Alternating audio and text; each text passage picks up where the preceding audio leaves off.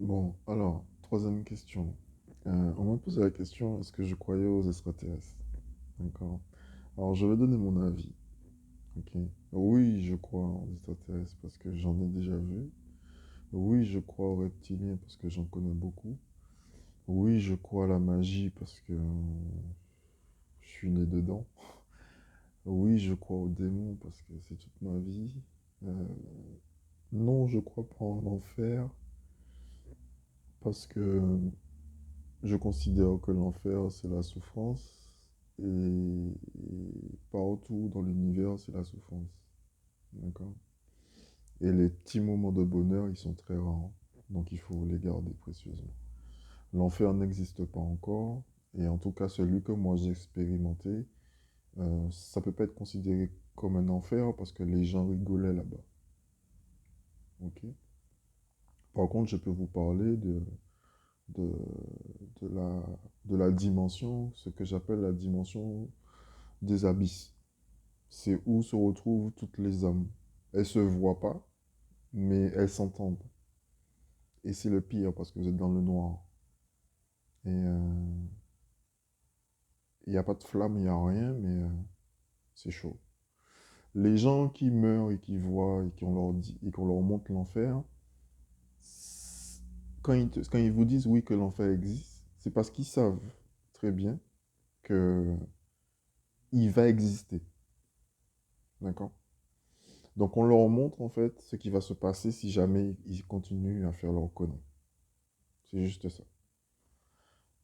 C'est un processus que le ciel a fait de façon à ce que les gens qui sont au bord en fait de la rupture d'âme entre le ciel et, euh, et eux euh, puissent être choqués. Donc une fois qu'ils sont choqués, ils vont revenir, ils sont comme des illuminés, forcément. Tu as vu ta mort. Parce que si tu avais la possibilité d'aller en enfer, ou bien si on t'avait déjà montré l'enfer à ta naissance, tu aurais tout fait pour faire tout bien. Donc ça servira à rien de vivre. Le monde est très logique. Ok.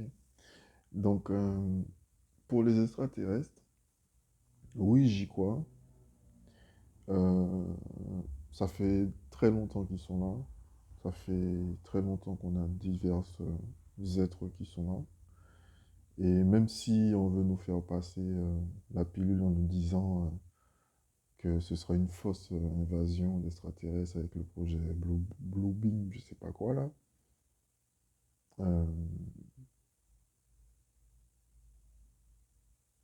certes l'invasion sera fausse parce que vu qu'ils sont déjà là, c'est comme si tu dis à quelqu'un je ne squatte pas chez toi, mais ça fait 9 ans que je suis chez toi. Ça fait à peu près ça. D'accord. Je vais pas trop m'étaler sur le sujet parce que c'est un sujet qui est déjà en train de se faire révéler. Et en 2010, j'avais fait une vidéo sur ça en disant que quand... Désolé, il y a les doigts qui passent. J'avais fait une vidéo sur ça en disant que c'est pas...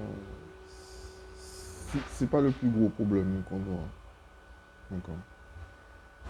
C'est pas les extraterrestres, c'est pas le plus gros problème qu'on aura, puisque ils ont toujours été là. D'accord. Le plus gros problème qu'on aura sur Terre, c'est... est-ce que je peux dire ça? Je peux? Non. Je vais vous dire.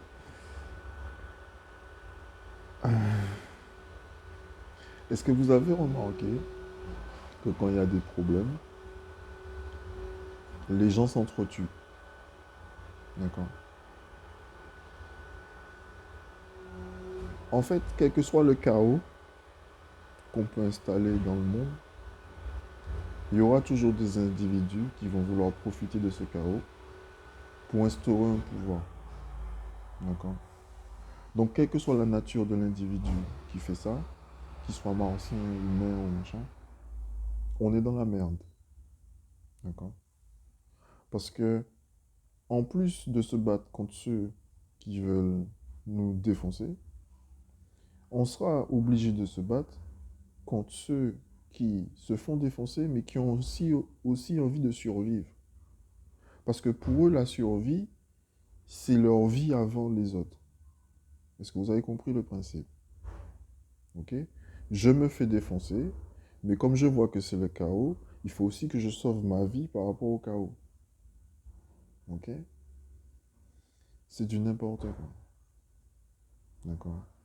Et c'est pour ça que vous avez des policiers qui subissent la même chose que vous, mais qui ne s'empêchent pas de tirer, qui ne s'empêchent pas de frapper sur vous, parce qu'ils se sentent légitimes, parce que derrière, c'est eux qui gèrent le chaos. Ok? Mais ils gèrent rien, puisqu'ils sont autant poudre à canon que chair. Donc, moi, je propose au gouvernement d'acheter un fusil à chaque personne, de mettre une balle dedans et de leur dire à telle heure, suicide collectif, puisque c'est le but. D'accord?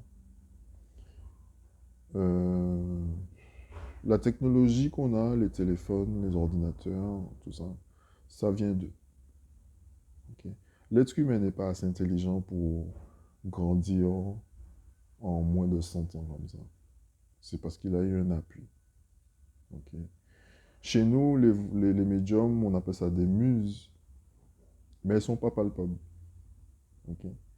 Les muses, ce sont des esprits, ce sont des défunts qui viennent et qui t'initient à certains dons qu'ils ont. Ok.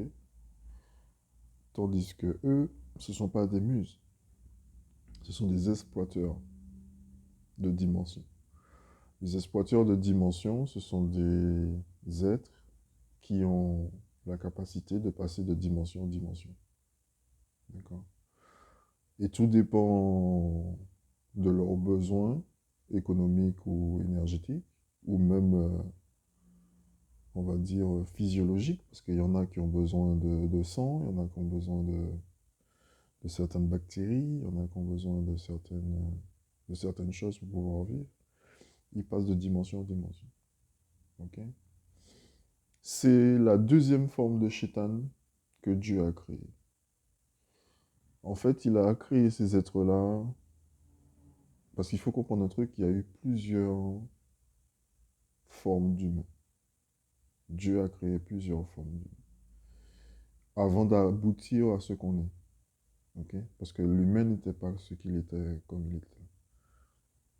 Et l'histoire de Adam et Ève, oui, c'est vrai, mais c'était la dernière forme d'humain qu'il a créé. Donc les Martiens sont les premières créations de Dieu en sachant qu'il n'y avait rien d'humain dedans. D'accord?